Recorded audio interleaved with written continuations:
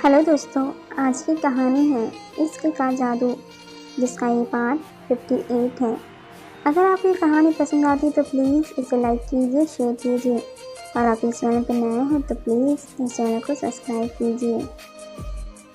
रोहन, भाई रुकिए, मुझे आपसे कुछ बात करनी है। राजवीर, कहो। रोहन, भाई यहाँ नहीं, कहीं बाहर चलकर बात कर सकते हैं। राजवीर और रोहन एक कैफे में जाते हैं। रोहन, मैंने सुना है आप परी के साथ फिर से अपना रिश्ता सही करना चाहते हैं। राजवीर, मुझे पता है तुम दोनों हमेशा से दोस्त रहे हैं और शायद तुम्हें लग रहा होगा कि मैं कहीं फिर से परी को हर्ट ना कर दूं, लेकिन तुम टेंशन मत लो इस बार। रोहन, भाई मैंने परी को अपने दिल की बात बता दी है। मैंने उसे बता दिया है कि मैं उससे प्यार करने लगा हूँ। Rajveer, wait, what? तुम्हें अगर कोई प्रॉब्लम है तो मुझसे आकर बोलते, यह सब करने की क्या ज़रूरत थी? रोहन, भाई आपको अभी भी लग रहा है कि मैं मजाक कर रहा हूँ, लेकिन मैं हमेशा से परी के लिए सीरियस रहा हूँ, चाहे वह दोस्ती हो या प्यार। राजवीर, तुम्हें पता भी है तुम क्या बोल रहे हो? परी गर्लफ्रेंड है मेरी। रोहन, नहीं भाई, गर्लफ्रेंड है, नहीं थी। परी आपकी उन सारी गर्लफ्रेंड में से एक है जिनसे आप ब्रेकअप कर चुके हैं। इसलिए अगर आपका मन किया तो ब्रेकअप कर लिया, मन किया तो पैचअप कर लिया। आप ऐसा नहीं कर सकते, खासकर परी के साथ तो बिल्कुल नहीं। आपने हमेशा उसे हर्ट किया है। राजवीर, बस रोहन, यह मेरे और परी के बीच की बात है, यह हमारा पर्सनल मैटर है। तुम इसमें एंटरटेन ना करो तो ही बेहतर होगा। रोहन, लेकिन भाई मैं परी को चाहता हूँ। राजवीर, तुम पागल हो गए हो रोहन, परी मेरा प्यार है। रोहन, बचपन से हमेशा आप हर चीज़ में मुझसे आगे रहे हो। मुझे हमेशा आपसे कम समझा गया है। आपने जो चाहा है वह हर चीज़ आपको मिली है।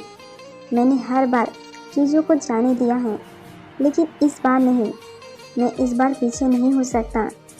चाहे अब आप इसे कंपटीशन समझ लो, लेकिन इस बार मैं नहीं हार सकता। मैं परी को पाने के लिए हर कोशिश करूँगा।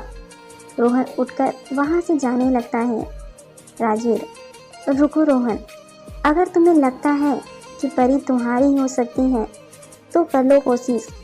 और मैंने यह बात पहले भी बोली थी, परी इंसान है, कोई खिलौना नहीं। उसकी अपनी फीलिंग्स हैं, अपनी सोच है, तो बेहतर होगा तुम उससे ही पूछ लो कि वह हम दोनों में से किसे चुनना चाहेंगी। वरना सॉरी रोहन, इसके अलावा मैं कभी परी को तुम्हारी नहीं होने दे सकता। राजवीर यह सब बोलकर वहाँ से चला जाता है। रात को वैशाली अमर से मिलने के लिए जाती है। उसके साथ में वह फाइल भी होती है। अमर गाड़ी में बैठकर उसका इंतज़ार कर रहा होता है।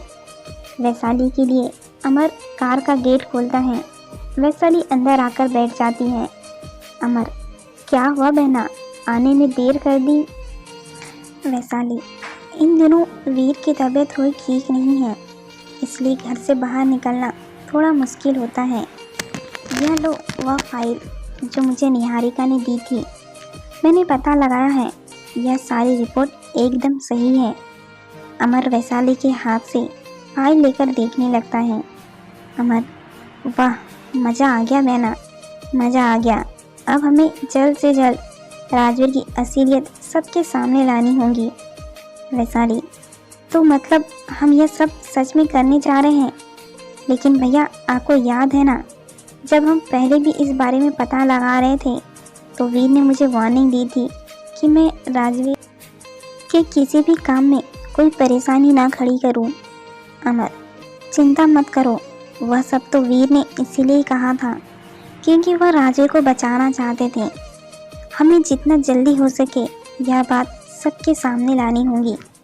जब मीडिया में, कंपनी में इसके बारे में सबको पता चलेगा, तब राजवीर को पीछे हटना ही होगा और हमारे लिए रोहन को सीवी बनाने का रास्ता साफ हो जाएगा। वैशाली, वह सब तो ठीक है भैया, लेकिन यह सब मुझे बहुत ठीक नहीं लग रहा। जब वीर को इस बारे में पता चलेगा तो वो क्या बोलेंगे? कहीं उन्होंने मुझ पर शक किया तो? और रोहन, अगर उसे पता चला कि इन सब के पीछे मैं हूँ तो वो तो मुझसे नफरत करने लगेगा, क्योंकि आप तो जानती ही हो वह अपने भाई के खिलाफ एक शब्द नहीं सुन सकता। और अगर इस वजह से वीर, राजवीर या रोहन को कुछ हो गया तो मैं क्या करूँगी?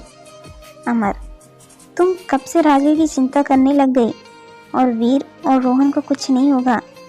अब भी अगर तुम इमोशनल होकर इन सब चीज़ों के बारे में सोचने लगी तो हमारे पास दूसरा मौका नहीं होगा बहना। और वैसे भी हम यह सब अपने रोहन के कैरियर के लिए कर रहे हैं, उसके फ्यूचर के लिए कर रहे हैं। चलो तुम अब ये फाइल मुझे देकर जाओ, मैं देख लूँगा मुझे क्या करना है। वैशाली, लेकिन वीर को अगर आपके बारे में पता चल गया तो कि यह सब आपने किया है तो? अमर, तुम उसकी चिंता मत करो, वह मैं सब संभाल लूँगा। वैसे भी बिना मुश्किलों का सामना किए कोई चीज़ हासिल नहीं होती। वैशाली और अमर अपने अपने रास्ते चले जाते हैं। सुबह परी के फ़ोन में अलार्म बजने लगता है। चीनू परी के पास आकर अपने मुंह से उसका ब्लैंकेट खींचता है। परी अलसाई से नींद में चीनू को बोलती है, क्या हुआ चीनू, सोने देना थोड़ी देर, मुझे नींद आ रही है।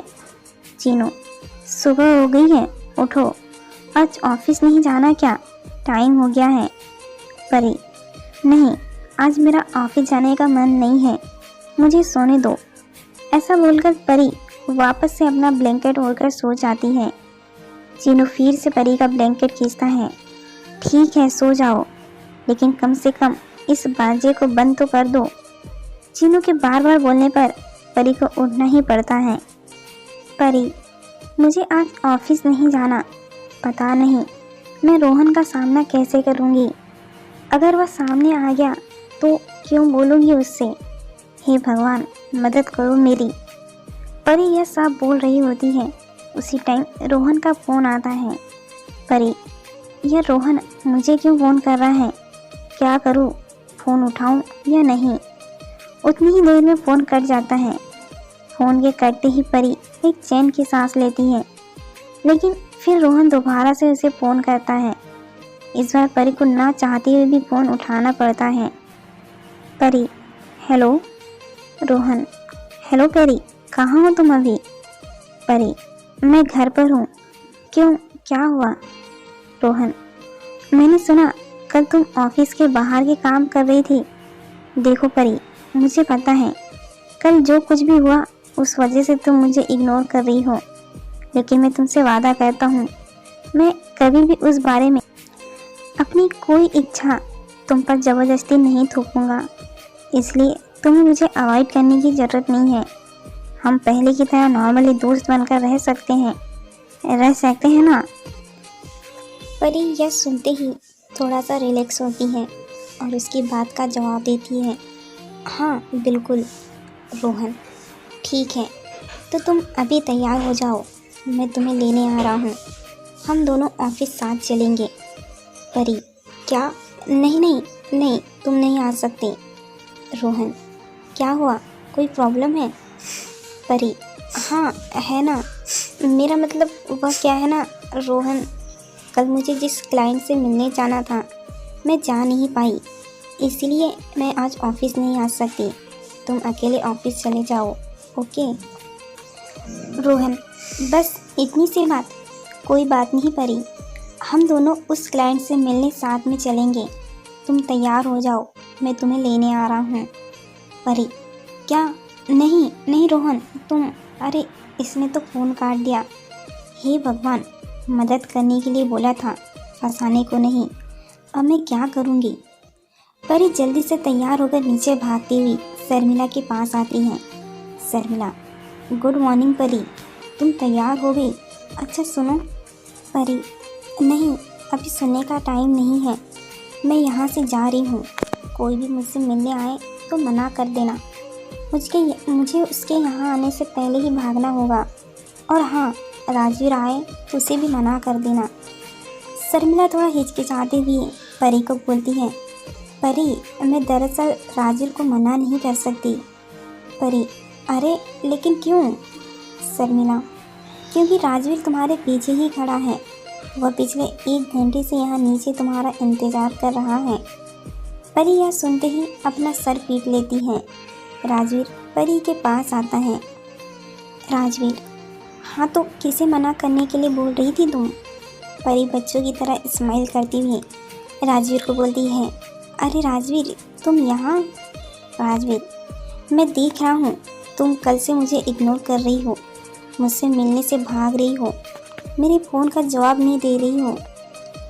परी, ऐसा कुछ नहीं है, वह तो मैं कल थोड़ा बिजी थी इसीलिए। राजवीर, सच में बिजी थी या फिर यह सब रोहन की वजह से है? परी, रोहन की वजह से? नहीं तो ऐसा कुछ भी नहीं है, रोहन ने कुछ नहीं किया। तभी परी के पास रोहन का फ़ोन आता है। हे भगवान, इसको भी अभी ही फ़ोन करना था। परी रोहन को फ़ोन काट कर उसे मैसेज करती है कि वो वहाँ पर ना आए। राजवीर, क्या हुआ, किसका फ़ोन है? परी, किसी का भी नहीं। राजवीर, तो ठीक है, चलो फिर, ऑफिस के लिए लेट नहीं हो रहा है क्या? परी, वह क्या है ना, मुझे अभी क्लाइंट से मिलने के लिए बाहर जाना है तो मैं ऑफिस नहीं जा सकती, तुम जाओ, ठीक है? राजवीर, अच्छा क्या बात है, मुझे भी आज एक क्लाइंट से मिलने के लिए बाहर जाना है, चलो मैं तुम्हें साथ में छोड़ देता हूँ। परी उसे कुछ बोलनी ही को होती है। इतनी देर में राजवीर उसका हाथ पकड़कर उसे ले जाता है। थोड़ी देर में वे लोग परी की बताई हुई जगह पर आते हैं, जहाँ पर रोहन पहले से परी का इंतज़ार कर रहा होता है। राजवीर और परी गाड़ी से बाहर निकलते हैं। राजवीर रोहन को देखकर, ओह तो यह है तुम्हारा वह क्लाइंट, तुम्हें यहाँ रोहन से मिलना था। रोहन परी के पास जाकर उसका हाथ पकड़कर उसे अपने साइड ले लेता है।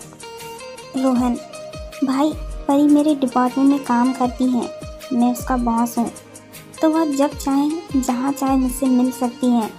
और वैसे भी आप तो पूरी कंपनी के सीईओ हो, तो अच्छा होगा आप अपना टाइम कंपनी के मामूली से एम्प्लॉय पर वेस्ट ना करो।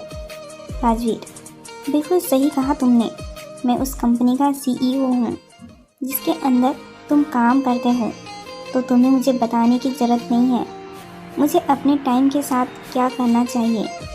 इतना बोलकर राजवीर परी हाथ पकड़कर उसे अपनी साइड ले लेता है और दोनों उसे अपनी अपनी तरफ खींचने लगते हैं। परी, क्या कर रहे हो तुम दोनों, छोड़ो मेरा हाथ। राजवीर, रोहन छोड़ो उसका हाथ। रोहन, भाई आप हाथ छोड़िए उसका। परी का हाथ पकड़कर दोनों बच्चों की तरह लड़ने लगते हैं। परी परेशान होकर दोनों से अपना हाथ छुड़वाती हैं। परी, बस करो तुम दोनों, बच्चों की तरह नाटक कर रहे हो यहाँ पर, मैं यहाँ ऑफिस के काम से आई हूँ। राजवीर, हाँ तो मैं भी यहाँ क्लाइंट से मिलने के लिए आया हूँ। परी अपने मन में, हे भगवान, इन दोनों से पीछा छुड़ाने के लिए मैंने क्लाइंट का बहाना बनाया था, लेकिन अब क्या करूँ? एक काम करती हूँ, जादू करके सब रोक देती हूँ और यहाँ से भाग जाऊँगी ना, लेकिन उसका क्या फ़ायदा, राजवीर तो फिर भी मेरे पीछे आ जाएगा। रोहन, क्या हुआ परी, क्या सोच रही हो? परी, वह मुझे अभी अभी याद आया, क्लाइंट ने मैसेज करके बताया कि वह आज नहीं मिल पाएगा, तो मुझे यहाँ से चलना चाहिए। रोहन, तो ठीक है, मेरे साथ गाड़ी में बैठो।